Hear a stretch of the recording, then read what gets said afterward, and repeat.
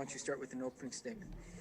All right, welcome everybody this afternoon. Just wanted to begin by congratulating Terry Morin and the women's basketball team for an amazing season. Man, just so proud of what she's built. Love watching them play. Love how hard they play. The passion they play with. And you can tell the team chemistry is special.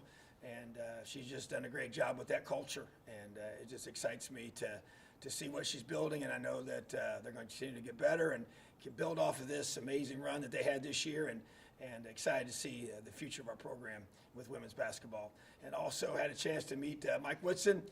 Really excited for him, excited to have him back home, and that's what I said to him when we met. Just really know that he, Indianapolis guy that came here, played here, loves this place, understands the culture of Indiana and our program and expectations and all that. So just so excited to have him here with us. And also excited about our pro day coming up. Got a bunch of special guys that have come to Indiana, believed in the vision that we were building here, and helped create the breakthrough that we experienced these last couple of seasons. So looking forward to those guys having a chance to compete at a very high level and be able to be seen by the NFL representatives that are going to be here on campus on Friday. So just excited about the progress we're making with our football team throughout spring football.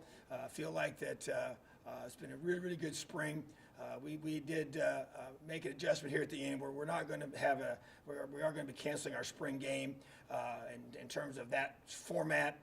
We're going to have a final scrimmage on the 10th, and that'll allow us to be able to maximize our days and maximize our preparation, and I feel that's what's best interest of our program right now. So really looking forward to the finish here. We got a couple this week to finish out with, and then our final practices next week. So ready to take some questions at this time. All right, Tom Brew and then John Blau. Tom, can you maybe just expand a little bit on that in regards to how you wanted to play out these last few days of the spring and why you made the decision you did? Well, I just think you go through and you look at where you're at and all the different, you get 15 days. And to me, those days are critical. And you look at where you are with your players and what you're trying to accomplish. And I feel like in order for us to maximize those, we had a chance to, had a little bit of a minor setback, with last week with COVID. And so just being able to maximize our guys in preparation for what comes next, which is our end of April workouts and then getting into our summer months. And so I just wanted to make sure that every day that we had, we could maximize it to the fullest. And I think that's the best way for us to do that. All right, John, then Zach. I guess this is somewhat related. Today is the first day that ages 16 and up can start getting the vaccine. Is there going to be any effort for you guys to try to get your team vaccinated as quickly as possible? Does they just happen as normal course, I guess, with them trying to get that done? And how much does that change things for you guys once that is available to your team and you're all in that place? Yeah, that's an interesting question. I think there's no doubt, that it's a positive thing. I'm scheduled to get mine here soon. And so I just know that we're encouraging our guys to do that. It's a decision that they have to make. Can't make it mandatory for them to do that. And so, but I do feel like that, anytime you get a chance to get a large number of people that are able to get the vaccine and be able to have a positive impact on taking away the spread of it, is what you want to be able to do is for us to, the ultimate goal of being able to get back to having a level of normalcy, in our season for 2021, and to be able to have uninterrupted preparation over the summer, which is critical for all of this, and for us to be able, because right now we're still in the same, a similar mode that we were in the fall. We're still testing multiple times a week. We're still wearing masks at practice as coaches and support staff. They're still wearing masks in meetings. They're still wearing masks in the weight room. And so that part, a lot of things we're doing right now really don't feel any different than like we did during the season. So hopefully moving forward, as you get into the summer months and get into the fall, that we will be able to have, things back to, some level of normalcy. Zach and then Kevin. Tom, I guess talking about a level of normalcy, and I know it's not like a switch is just going to flip and everything kind of goes back to the way it was, in 2019, but I mean, do you get a sense from the players that there's maybe more of a comfort level of, okay, yes, there's still these protocols, there's still different rules you got to follow and things like that, testing, masking, whatever, but that maybe everybody is just a little bit more at ease with just kind of the day-to-day process, knowing, unlike a year ago when we were asking all sorts of questions about when can everybody get back together again, when is a season going to happen, how's it going to happen, et cetera, that maybe even if it's this sort of quote-unquote new normal, everybody just is moving just kind of more comfortably through spring, then workouts, then weight room, planning for the summer, all those kinds of things. Yeah, and that's part. We just got out of a staff meeting just now that we're planning things for the summer, and there's definitely a completely different feel than a year ago. In regards to when we were trying to make plans for that, we had no answers, and it seemed like a million different questions. We still don't have everything answered. We don't know what testing is going to look like, in the summertime or even in the fall, if it will be part of it. The whole, masks and official visits and don't have a ruling on that yet. Camps over the summer. So, but there's a lot of unknowns still. So we're not out of the woods of all that, and the planning is still in pencil because of that.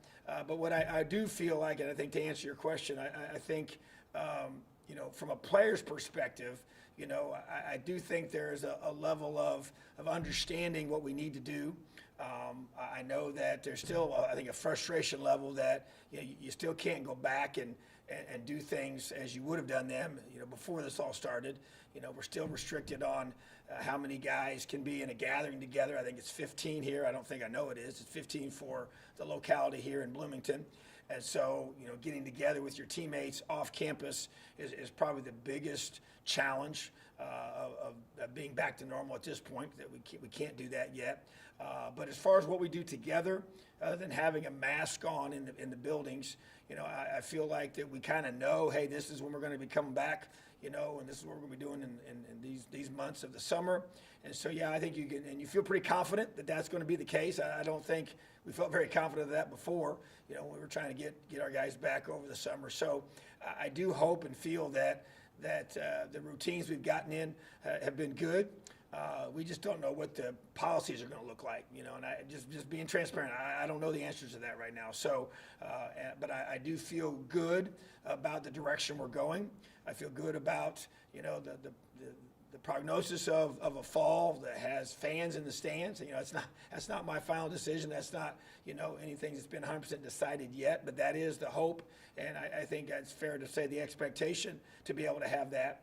And I do think the vaccine plays a big role in that. It appears to be the case as you talk to our administration and even just other health officials and people that work in the health area. So I just think we're trying to get to that point.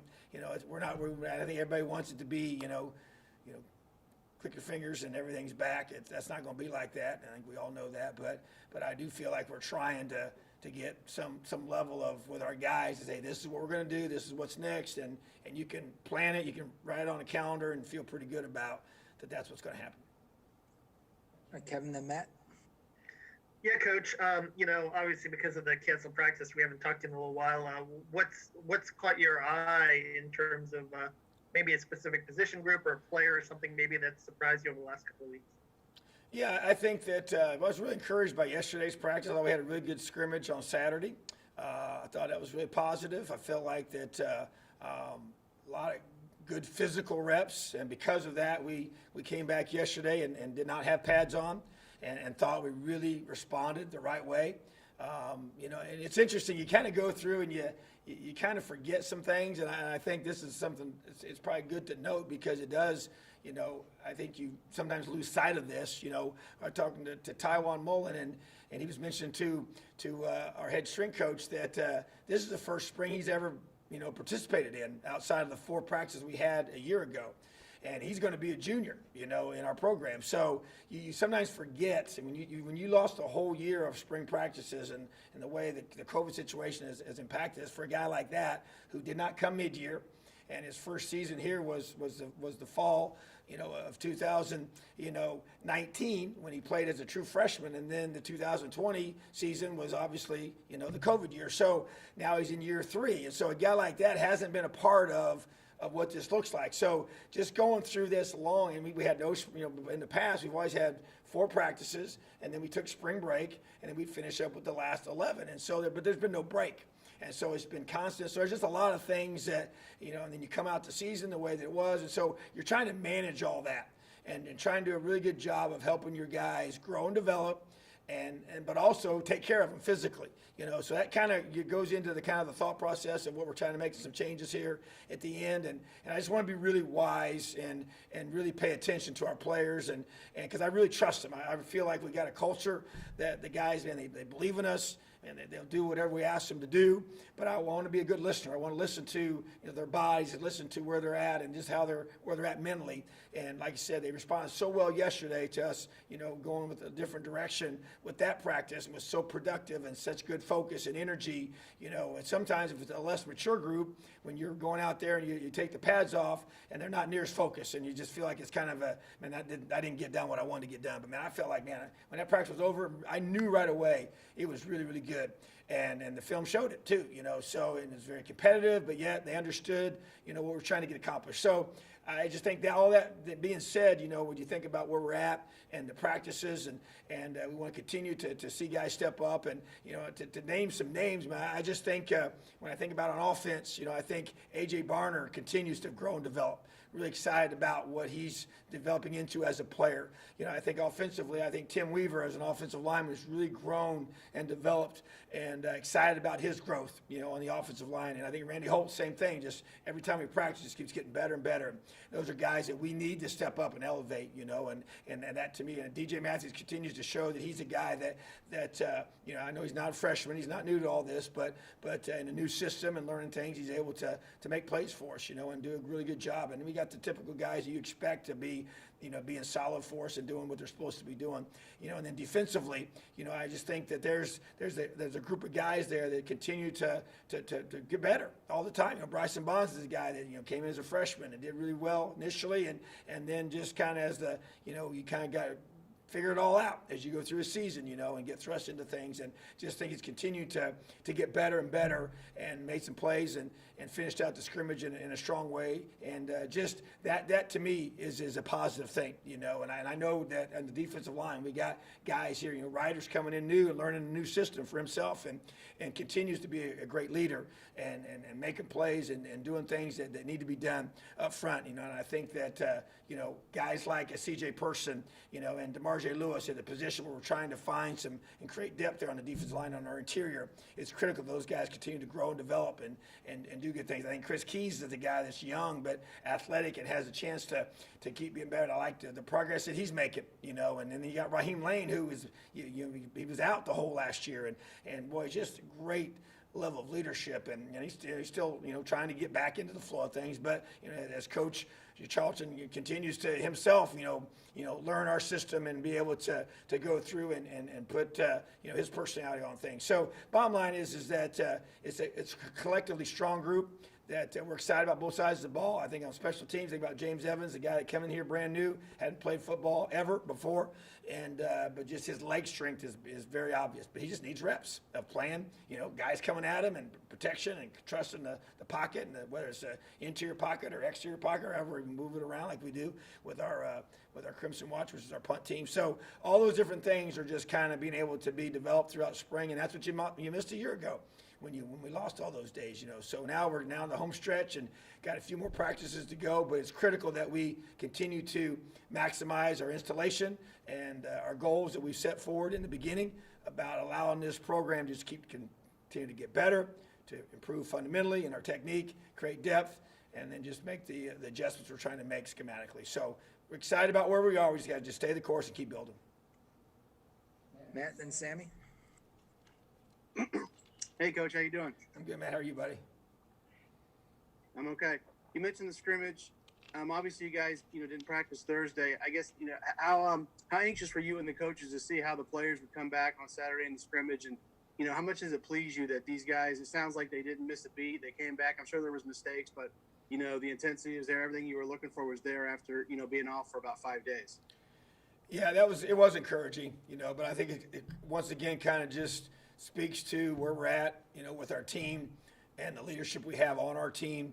and just as we talk to them, because, as we go through and reevaluated where we're at with our testing for those couple of days and added an additional test in there to be able to just make sure we knew where we stood with everything.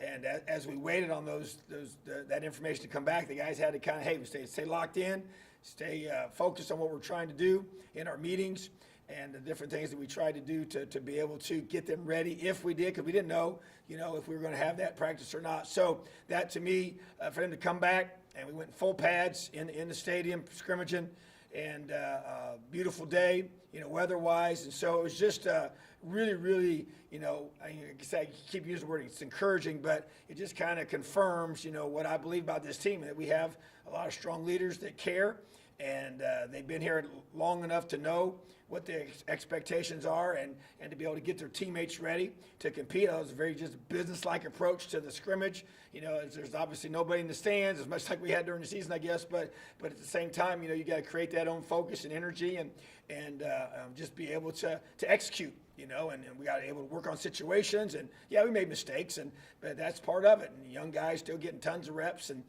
a lot of different guys getting opportunities to show and put it on film, where they're at, in their development, So I just thought it was just a really, really positive, scrimmage for us. And like I said, we're going to continue to find a way to maximize every opportunity we have, the last few opportunities here for spring football.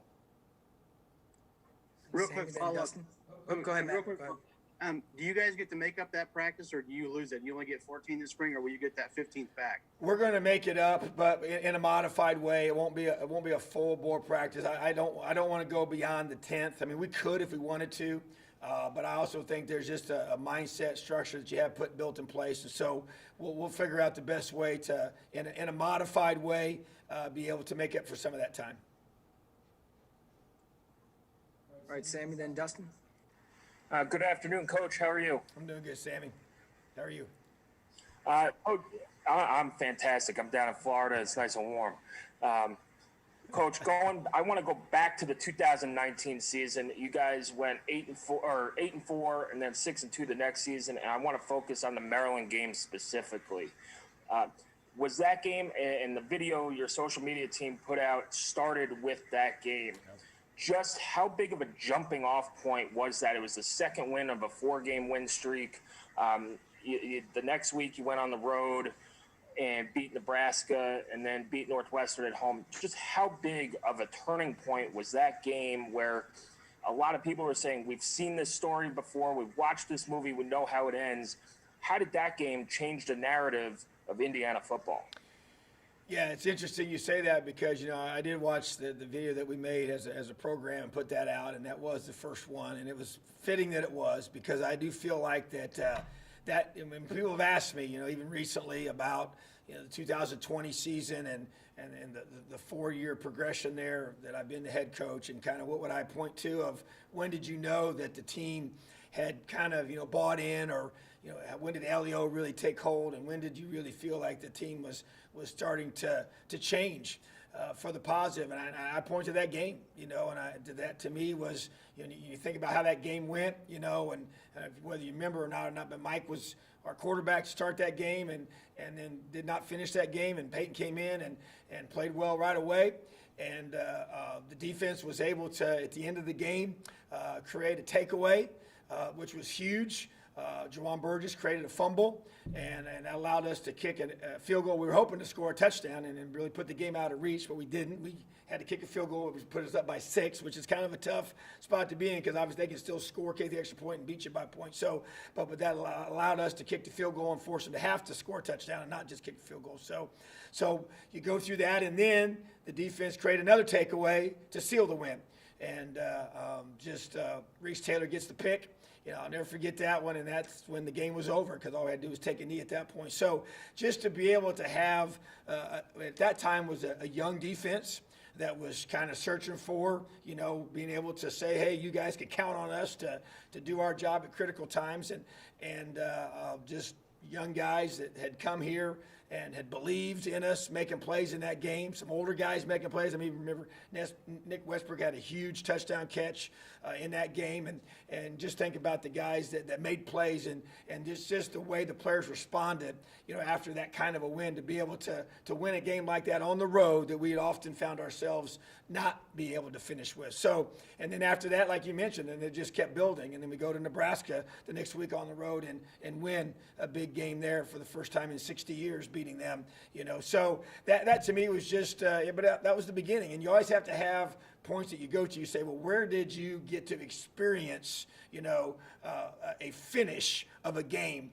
And that was it, and then that kind of started our guys believing that we could do it, and you go do it again, it creates more belief, and then it just starts building and building and building. And so, yeah, that was a pretty critical moment in our program. It's history since I've been here, and I believe it gave us momentum that's we're still feeding off of at this time. All right, Dustin, then Paul. Hey, Tom, how have you evaluated Jack Tuttle's progress so far? Obviously, he's gotten to have a lot of reps with Dexter being out and Michael being out. What were you looking for out of him this spring, and what have you seen so far in progression? Yeah, I feel like that he's continued to grow and develop. I think that anytime you're thrust in there to have all the reps with the ones, which is what he's had, that's a great thing for him. And I think just the biggest thing to me is just continuing to grow as a player. You grow in your leadership, you grow in your comfort level of being in that role, you grow in your ability to command a room, to command other players, to be able to correct other players, to call them out when they're not doing the things the right way, whether it's effort or whether it's attention to detail in running a route a certain way, or attention to detail in doing a drill a certain way. And when it's player-led, I think that confidence grows over time.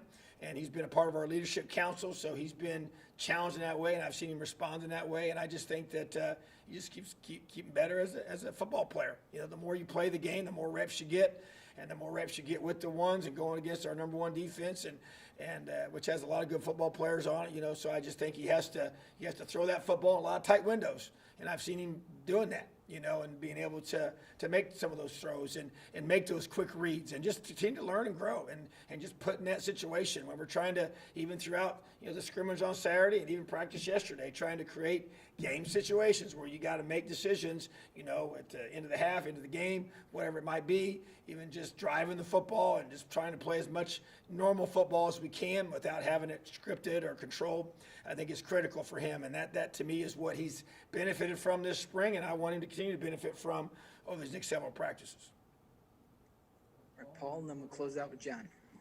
Hey, Coach, wanted to ask you about recruiting, not necessarily anybody in particular, though we can't talk about that, but over the last 2 years, as you guys have had success and you've climbed a little bit, has the focus of recruiting and who you guys go after has changed any, and how much has the addition of Coach Warren helped you guys when it comes to recruiting?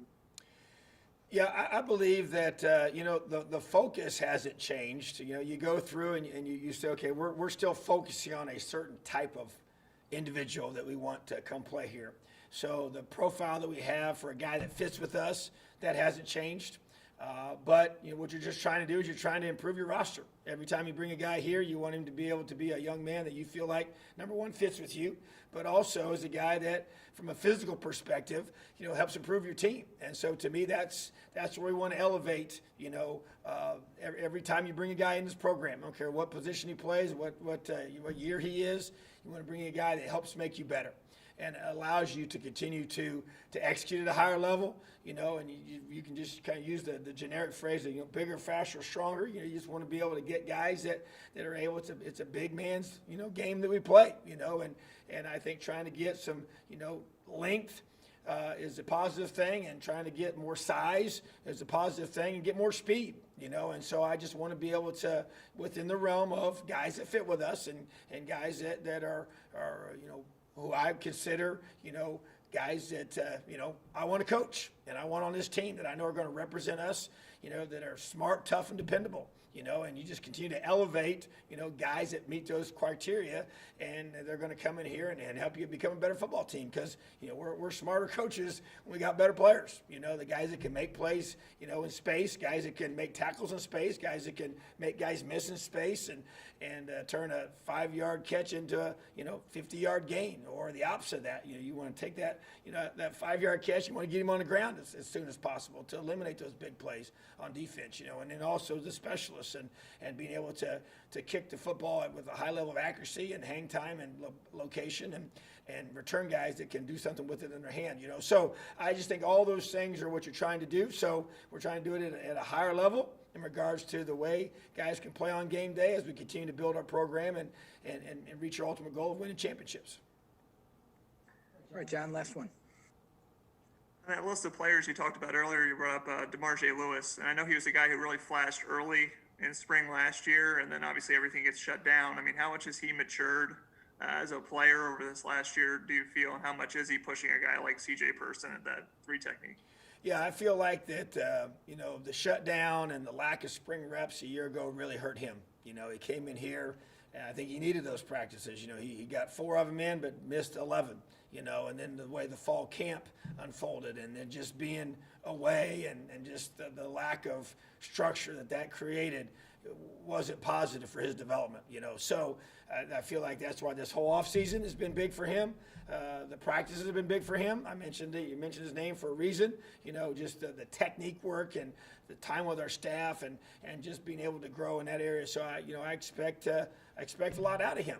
I want him to be able to grow and develop, and I believe that this is why we brought him here, was to be able to have when those guys graduated, that he can now step into this role, and so he's got to continue to grow and develop, and he's doing that right now, and I'm excited to see him be able to be a guy that we can count on and put in there and play with technique, and he's a big, physical, strong guy that just had to learn how to play the position at the collegiate level, So, but that to me is part of one of the huge values, because I think sometimes you take spring ball for granted, that and last year taught us all a valuable lesson that there's a reason we have it, and it's extremely important in the development of our players, especially guys here that we bring that we know need to be, they're not polished, finished products when we get them here, and a lot of guys are not, So, but especially we want to be able to get those guys that can come in here and buy into all the things we're asking them to do, and then they're able to play at a high level, in the Big Ten, and then across the country. So to me, he's the guy that needed these practices for sure,